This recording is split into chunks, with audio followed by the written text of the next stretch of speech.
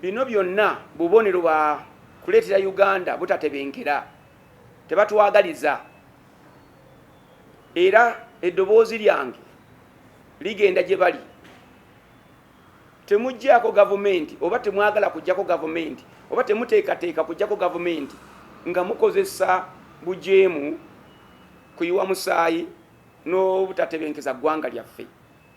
Bw'oba oyina kyotandaba kutegeera oba oyina kyeweemulugunyaamu oba oyina obutakkiriziganya n'ababali mu buyinza mwenyigire mu bikolwa ebyokwogera okuteesa enkuŋŋaana mufune ababaka bammwe bagende boogere nabo obuvunaanyizibwa mujja kulaba nga ensonga zammwe zitereera kubanga ebyokumenya amateeka byali bikadde ate bimenya n'amateeka era so tetwagala Uganda yaffe kudda mabega bintu ebifakanakanako bwe bityo. Omwaka guno 2023 gubeera omwaka ogw'emirembe mu Uganda. Tulumwa era nga bweŋŋambye nti omuntu okuviibwako munne oba omwana we mu human sacrifice n'ebirala byonna bye bimu. Tulumwa era tunnyolwa kubanga obulamu bw'Abannayuganda bukulu nnyo mu buli ngeri yonna. Ekyokumalako omwaka mu ssanyu si kibi, ekyokujaguza omwaka omupya ng'okusembeza si kibi, naye ate okukola ekyo ng'ate bw'olumya obulamu bw'abalala oba nga naye weerumya si kirungi. Bannayuganda abamu mu biseera bwe biti ng'omalako omwaka banywa nnyo ekisukkiridde mu ekyo ne bakoleramu ensobi ez'enjawulo ng'okuleetera obubenje obulamu bwabwe n'obulamu bw'abalala. Abalala bakwatiramu abaana oba n'abantu ab'enjawulo. Abalala bakola ebikolwa ebitanyuma ebisiiwuufu ebituze emabega. Kisobokera ddala Bannayuganda okukuŋŋaana oba okujaganya ne tusanyuka naye nga tusanyukira mu bulungi nakwekulaakulanya. Mbakubiriza mwewale ebikola bwe bityo, mbakubiriza mwewale ebikola bwe bityo musobole okubeera nga musigala mukyatambuza obulamu bwammwe kubanga olunaku olumu luyinza okwononera emyaka egyandibadde 15 50 mu maaso kubanga okoze ensobi emu gyotasobola kukyusa. Teri muntu yenna alina buyinza bwonna okutwala obulamu bwa munne kubanga ayagala kufuna bugagga. Kino kisaddaaka bantu, kikwata bantu, ebyo tulina okubiggalawo. Era engeri gye tuyinza okubiggalawo kwe kubanga gavumenti oba ne paalamenti etuyambe ekibonerezo ekiba kiweebwa abantu afaanakanako bwe batyo kibeere kikakali ddala. Singa ekibonerezo kiba kikakali kijja nakugezaako okuyamba abantu abalala obutakirowoozaako okukikola. Naye bwe kibanga abantu basibibwa myezi 2 oba bwagenda bamutera ku bondi ya mangu nnyo, police bondi and all of that, ne bitandika okubanga biri eroded bitambulira awo ne bigenda, ojja kulaba nga obulamu bw'abantu bwongera okubula oba okucyankalana mu ngeri ez'enjawulo. So mbasaba Abannayuganda muve mu bikolwa bwe biti ebitwala obulamu bw'abantu ekaganga, ate era ne gavumenti nsaba yongeze ku tteeka n'ebibonerezo okulaba nga obulamu bw'abantu bukuumibwa. Bannayuganda bannange, mbakulisa omwaka 2022 gwe tugenda okuba emabega. Mwaka tegubadde mwangu, mwaka gubaddemu ebintu ebyenjawulo. Covid akyatambula, sente zibadde ntono mu nsawo. Naye twebaza Katonda nti atuwadde omukisa okumaliriza omwaka guno era tugenda gukuba emabega. Omwaka 2023 Katonda agwogereddemu ebigambo ebirungi. Gwe mwaka ogwa sitoole yo ennene. Gwe mwaka Katonda gwagenda okukoleramu ebinene obere ne sitoole ennene. Mu Luzungu tukiyise the year of your big story. Omwaka ogwa sitoole yo ennene. Sitoole ennene kitegeeza nti Katonda agenda kukola ebinene gy'oli ebigenda okuviiramu olugero olw'amaanyi. Naawe bw'ona olwogera luwoba abalala omukisa ate lukyuse n'obulamu bw'abalala. 2023 tugenda musaba okululira wano ku Christian Life Church Makerere Kavule. tubadde tubeera mu bifo bya mirundi ebiri e Kololo na wano ku Christian Life Church buli mwaka, naye Katonda tuwadde omukisa nti ekkanisa yaffe tugigaziyiza nnyo nnyini ddala ne tugyongerako obunene nti abantu abadde basobola okujja e Kololo ate ne bajja na wano kati basobola okujja mu kifo kyekimu ekya Christian Life Church nga tetwetaaze ebifo bya mirundi ebiri. So ku mwaka guno tetugenda kubeera Kololo, tugenda kubeera wano mu Christian Life Church e Makerere Kavule, mailo 3 zokka okuva mu Kampala wakati. Katonda bw'ayogera nti tweteeketeekere sitole ennene ategeeza ki? Bw'otunuulira mu byafaayo bya Bayibuli n'obulamu bwaffe bwa bulijjo, sitole ennene zitera kuva mu sitole entono, oba sitole ennungi zitera kuva mu sitole ezitali nnungi. Omuntu wabanga mwavu nnyo nnyo nnyo n'agaggawala nnyo nnyo ate eyo sitole enyuma. Omuntu wabanga ali mu kattu nga tamanyi kyakkola, ebintu biganye, obulamu bulemye, ayagala nakudda mu kyalo n'essimu zaakuba ziweddeyo ne wabaawo ekinene ekimubeerako, eyo sitole ate enyuma. Zezo sitole ze banyuma n'owulira nga n'amatu gagudde bwe gati noga nti genda mu maaso. Buli Munnayuganda tugenda kusabira obere ne sitole bwetyo mu 2023, obulamu bunyume, ebintu bikole era n'awaka watereere. Uganda tulina okukuŋŋaana okusaba Katonda nga ddala omwaka guno gutandika ogwa 2023, kubanga twetaaga obukuumi mu Uganda, twetaaga okutebenkera mu Uganda, twetaaga n'okusabira abaana baffe. Pulezidenti wiiki ewedde yatulaga ebifaananyi eby'abaana abato. Kino ekikoosi kya ADF kye bakwata ne batraininga, ne brainwashinga, ne bayoza obwongo bwabwe, ne babayigiriza ogenda okukola ebintu ebitasaanidde, okutta abantu n'okulwana entalo ziteetaagisa. Tulina okusabira baganda baffe, bannyinaffe, bannayuganda bannaffe n'abaana baffe mu mwaka 2023 baleme okugendera mu ebyo ebigenda mu maaso ate n'okutokomokera mu bana abakwata abaana n'ebirala bwe bityo. N'abazadde mbazzaamu amaanyi 2023 guba omwaka gwe tugenda okukuumiramu abaana baffe baleme okugenda mu bintu ebifaanaganako bwe bityo oba okukosebwa mu ngeri yonna. Engeri gy'osobola okukuumamu omwana wo oba ekimu ku by'oyinza okukola okukuuma omwana wo kwe kumukuumira mu ssomero. Amasomero gagenda kutandika mu mwezi gumu okuva kaakati. Tusaba abazadde mujjumbire okuzzaamu abaana okwagala okusoma, okugenda okusoma. Ne bw'oba omutumye ku dduuka munnaamuwerekereko, tomutuma gy'atamanyi nawe gy'otamanyi. Bwe tunaakola bwe tutyo abaana bajja kukuumibwa mu ngeri ez'enjawulo. Mu bbanga lye limu tulabye nga na bano oba tubayite bayeekere oba ADF oba bano abasajja bataagaliza Uganda mirembe bagenda ne balumba police stations ez'enjawulo okukosa obulamu bw'abakuumaddembe baffe oba okubba ebyokulwanyisa byabwe. Bino byonna bubonero bwa kuleetera Uganda butatebenkera, tebatwagaliza. Era eddoboozi lyange ligenda gye bali. Temuggyako gavumenti oba temwagala kuggyako gavumenti oba temuteekateeka kuggyako gavumenti nga mukozesa bujeemu kuyiwa musaayi n'obutatebenkeza ggwanga lyaffe. Bw'oba oyina ky'otannaba kutegeera, oba oyina kye weemulugunyaamu, oba oyina obutakkiriziganya n'ababali mu buyinza, mwenyigire mu bikolwa eby'okwogera, okuteesa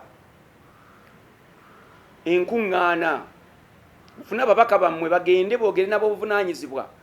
Mujja kulaba nga ensonga zammwe zitereera, kubanga ebyokumenya amateeka byali bikadde ate bimenya n'amateeka era. So tetwagala Uganda yaffe kudda mabega mu bintu ebifaanaganako bwe bityo. Omwaka guno 2023 gubeere omwaka ogw'emirembe mu Uganda. Omwaka gwa 2023 gubeere omwaka Katonda mwana awonyeza Ebola yonna, na buno obubadde bufikidde bwonna Mukama abugyewo, ate ajjewo ne COVID. Katonda atusaasire, era nga naffe bwe tweteekateeka ogenda mu nkuŋŋaana zino ezimalako omwaka, tujumbire enkola gavumenti y'ebyobulamu oba ministry y'ebyobulamu enkola zeyateekateeka okusobola okuba nga tuva mu kirwadde ekyo oba twekuuma okuva mu kirwadde ekyo. Ekisembayo bannayuganda, omwaka gwa 2023 mbasabira mu gukole era mu gutambuze, era musabe Katonda bayambe gubeere omwaka ogw'okutwala obuvunaanyizibwa ng'omuntu omu okusobola okuva mu bwavu. Gubeere omwaka ogw'okukola ennyo, gubeere omwaka ogwa buli muntu ogamba nti ŋŋenda kuva mu bwavu, ŋŋenda kuva mu kwetaaga kuno okuteetaagisa. Singa okola n'oyiiya n'okwatagana ne banno, abamu ku ffe tusobola n'okuba nga tusobola okutuukirira enkola gavumenti zeetaddewo, Paris models n'ebirala, okusobola okuyingira mu mpendabenda ezinaatutandisa okutuweereza ssente mu bulamu bwaffe. Tuzikozese, tukozese buli mwaganya gwonna. Buli munnayuganda agule ku mmotoka, buli munnayuganda azimbe ku nnyumba, buli munnayuganda abeeko n'akataka kagamba kano kange, buli munnayuganda abeereko nekyakola nga kyayagala, alye ku bintu by'ayagala, atambule mu nsi z'ayagala, atuukeko ku bulamu bw'ayinza okugamba nti buno obulamu bulimu ekitiibwa, bulimu n'obuwanguzi. Mbasabidde tukuŋŋaane ffenna ku Christian Life Church e Makerere Kavule nga 31 Desemba, ssaawa tutandika ku makya essaawa 2 tusiibawo ate tusulawo ku lw'omukaaga luno nga 31 Desemba. Mukama abayinnyo omukisa. Amateeka bo batunulire balabe, kubanga be bamanyi nti lino etteeka bwe balimenya giba myaka 2, ate lwaki amenya etteeka lino aba mwaka gumu, bo bali bajja kusalawo kubanga bamanyi penal code bwe zitambula. Abagenda okujja ku Christian Life Church nga 31 Desemba ku lw'omukaaga luno bagenda kuva mu bifo by'e Uganda byonna, obwalo, obutawuni, ekibuga, Kampala n'awalala wonna. Musuubire bino wammanga. Ekisooka musuubire security nga eri gguluggulu nga bannayuganda bwe bakyogerako. Emyaka gino gyonna tubadde tukozesa amaanyi ne tutambuza olukuŋŋaana lwa 31 December nga tubiteeka mu bifo bya mirundi 2, Kololo ne Christian Life Church. Security ne tugigabanyaamu, Kololo Christian Life Church. Ababuulize tubagabanyaamu, abayimbi ne tubagabanyaamu, essala ne tuzigabanyaamu, abaweereza ne tubagabanyaamu. Naye ne mu kukola ekyo tubadde tuli successful, tetubanga na kintu kyonna mu security ekigwawo mu ngeri y'obubi, tetubanga neyemulugunya nti meeting tenyumye, ffe tetubadde n'abayimbi musumba tetumulabyeko. Oba tubadde tusobola okukola ekyo emyaka gino gyonna ne twegabanyaamu ne tuba n'enkuŋŋaana 2 omulundi gumu, kati 2023 nga tumuyingira tugenda kuteeka amaanyi gonna mu kifo kimu, olyoka olaba security, olyoka olaba ekituuti, olyoka olaba amataala, olyoka owulira esawundi, olyoka olaba essaala, olyoka olabe Katonda kyagenda okukola wano. Katonda agenda kujjuzaawo n'ebintu ebi 3. Ekisooka agenda kujjuzaawo ekitiibwa kye, ekyokubiri agenda kujjuzaawo ebyamagero, ekyokusatu agenda kujjuzaawo abantu. Njagala naawe ojje weegatte kubo mu linnya lya Yesu. Good to see you. I called you here to speak about the end of year festivities, to address the issues that are happening in our country, to address some of the sensitive issues that we are facing. A Merry Christmas, those that I was not able to communicate to personally. And also I want to wish them a prosperous and a mighty, glorious 2023. Fellow Ugandans, this coming year, the year 2023, is the year of your big story. Every Ugandan citizen will have a big story. Through preparing and praying and organizing, we sense that after this long time of COVID and the international financial crisis that we are facing as Ugandans, God is willing, God is also able to give us a refresher, a new season, a new page. And that story of a new page, of a new season, is going to start in 2023. Something interesting happens when there is a big story. Big stories normally derive from bad stories. Out of a crisis, out of a bad situation, out of a not so good issue, great stories are written. We see this happening in the Bible.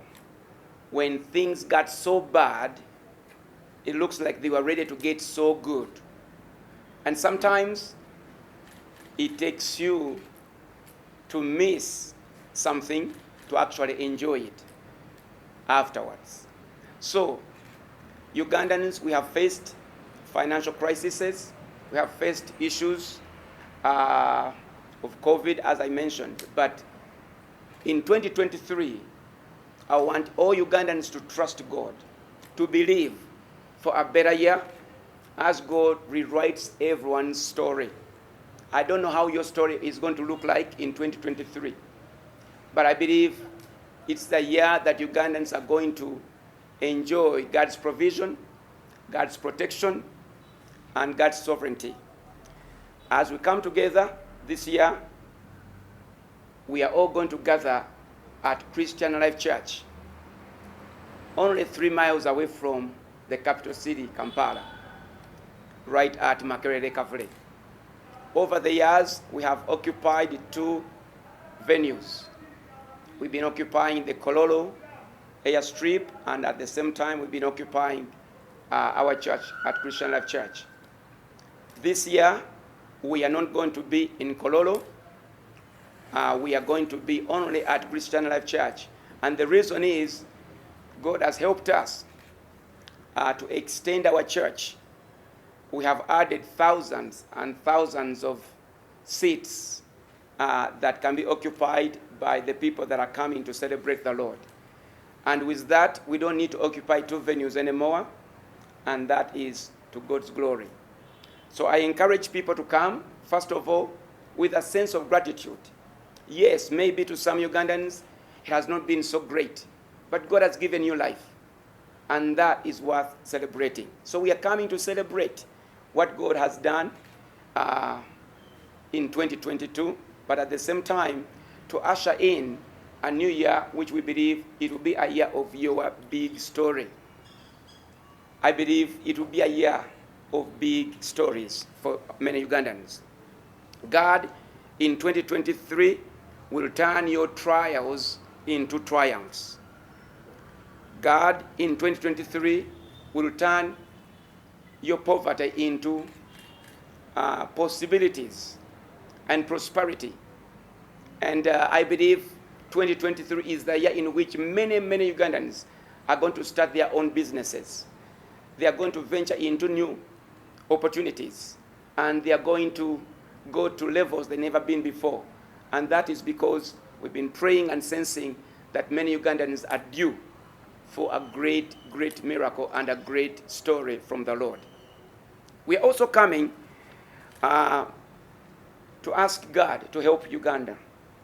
We've been facing a lot of issues as a nation. A few weeks ago, actually last week, our president showed us stories of children who were recruited by the ADF into their ranks. These children are trained, empowered to not do great, but to do and to promote atrocities and carry them out. That is a sad thing happening in our country. So as we come together to pray, we are going to pray for continued peace, But also we're going to pray for our children, because today it could be yours, tomorrow might be mine. As we look at our country, my message to those rebellious organs is that you do not topple or remove a government using rebellion. That is old. That is outdated. That is outlawed. You engage in life-giving dialogues, conversations with the people that you disagree with. That way you can come together and come to a position where all Ugandans will be safe and secure, other than destabilizing our peace that we have enjoyed over the years.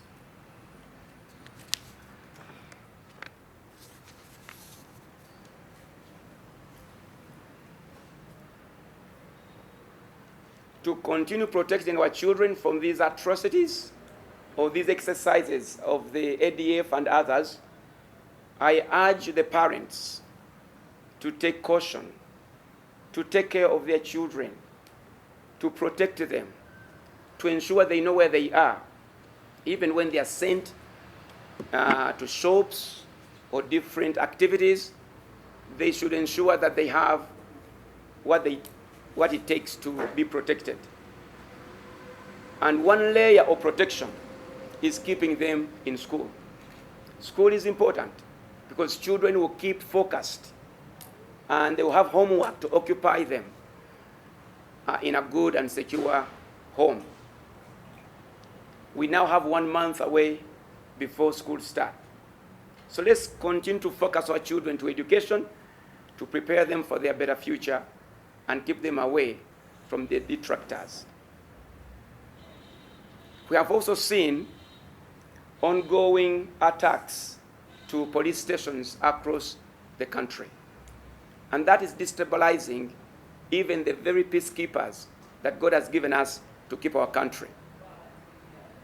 Once again, I disagree, and I also encourage those that have animosity, disagreements, and dissents inside of their lives to really come to the table, because we are here to build Ugandans and the whole Uganda. We are not here to tear it apart or to be selfish in such a way that we can trod on somebody and